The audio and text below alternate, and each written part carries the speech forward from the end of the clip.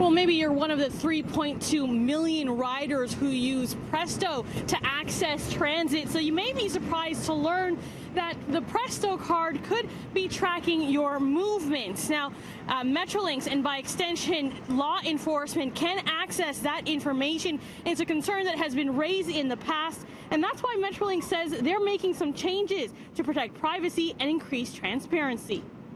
For us, it is really important to get the balance right between personal privacy as well as to what's in the public interest.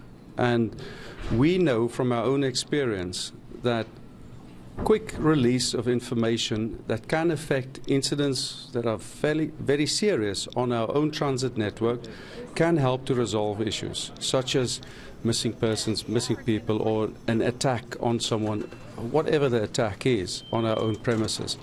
So we deal with this procedurally in a way which gives us a degree of governance to make sure that the request is genuine and that the request must be responded to.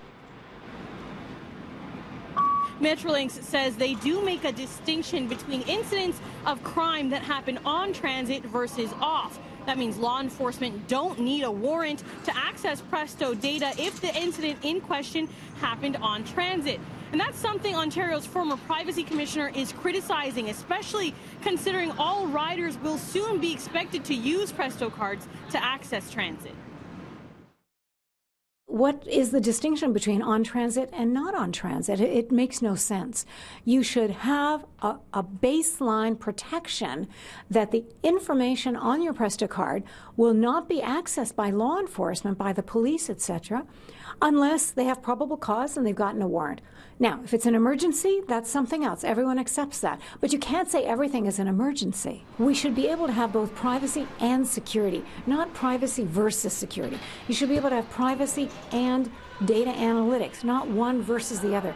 We live in this zero-sum world, meaning you can only have one or the other, win, lose. No, we have to get rid of that, because in that model, privacy always loses. And I don't want privacy to lose, but I certainly don't want security or public safety to be lost either. We can do both. Now, Metrolinx says they will notify individuals if their information has been disclosed to law enforcement whenever it's possible. They also plan to release the number of requests made every year, with their first report coming in February. A Metrolinx spokesperson told me that currently the amount of requests is very low and that about half of them relate to missing persons. Now, Metrolinx has sent their updated Presto policy to the Information and Privacy Commissioner for their input, and a response is expected later this month. Still ahead on City News, we'll learn more of what came out of Metrolinx's meeting today, including a renewed call for integrated fares for those who use local transit systems before hopping on the TTC using Presto cards.